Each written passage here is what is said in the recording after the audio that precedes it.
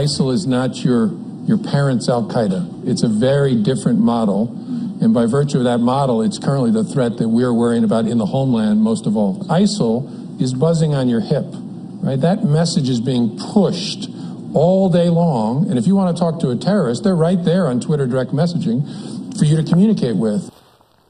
FBI Director James Comey during the Aspen Security Forum on Wednesday telling CNN's Wolf Blitzer that ISIS is a bigger threat to the U.S. than Al-Qaeda. ISIS continues its successful campaign online to influence large amounts of Americans across the country, and it's something Comey says the FBI is thoroughly investigating. For more, pleased to be joined by Van Hipp, former Deputy Assistant Secretary of the U.S. Army and author of the book, The New Terrorism, How to Fight It and Defeat It. Van, great to see you. Thanks for joining us. Interested in the conversation, what you have to say.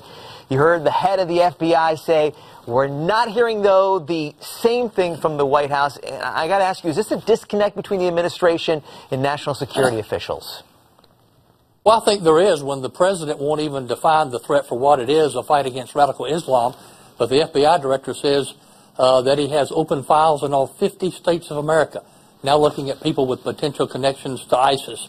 I think this FBI director gets it, as did his predecessor, Robert Mueller, who testified a few years ago that we captured 59,000 people coming from countries other than Mexico, including Somalia, Iran, Syria, Pakistan, you name it, coming to this country.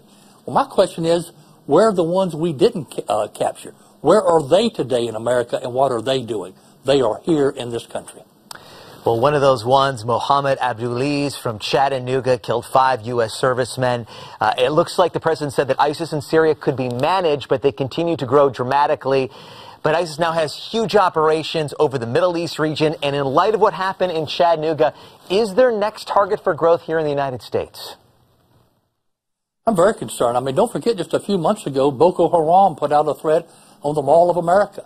They're here. This is a cancer that is spreading. And what just gets me, our ground commander at the time, now the CENTCOM commander, General Lloyd Austin, he had about 90% of ISIS's predecessor organization, about 90% of their capability wiped out, and urged the president to leave a small residual force so that it would not reconstitute itself. The president did not listen to the ground commanders, and now we've got a much bigger problem on our hands. We've got a cancer that is spreading and a cancer that is here in this country. 16 Republican presidential candidates, all of them are right now reviewing the president's strategy or lack thereof against ISIS. But I want to hear from you, Van. What do you think the president is doing or not doing in the fight against ISIS? Well, we need a plan and a strategy, and it begins with defining the threat. And it's a combination of things. Here's one of the biggest problems we've got. It is a more dangerous world today than it was right after 9/11. Technology is increasing rapidly. Our government is so stovepipe, lacks the ability to analyze and respond, and as a result, as the technology increases, the threats are increasing exponentially. I say that cyber warfare is the one threat that we are the most unprepared for.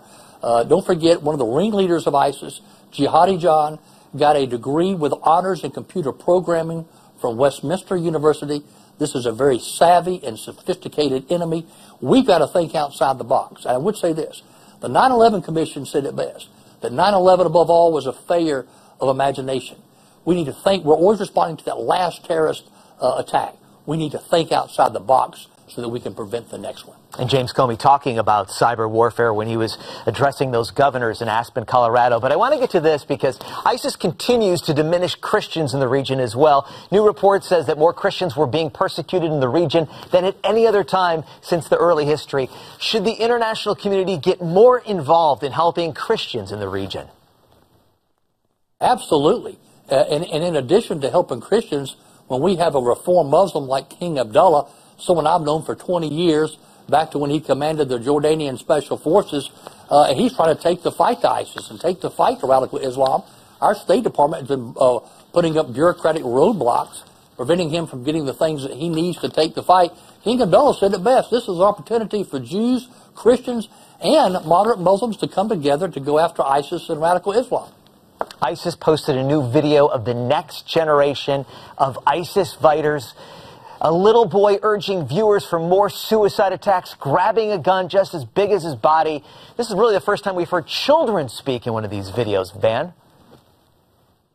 I'm not surprised. I talk about this in my book, The New Terrorism, How to Fight It and Defeat It, in that their recruitment campaign to go after young people and brainwash little children, this is right out of the Islamist playbook.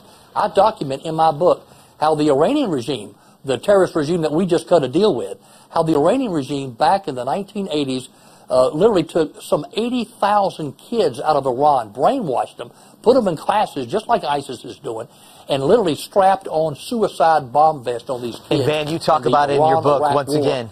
You talk about it in your book. I'm going to have to cut in real quick, Van. I'm sorry. The book, The New Terrorism, How to Fight It and Defeat It. Once again, we want to hear from you. Who's your choice for the GOP's 2016 nominee? We're coming right back.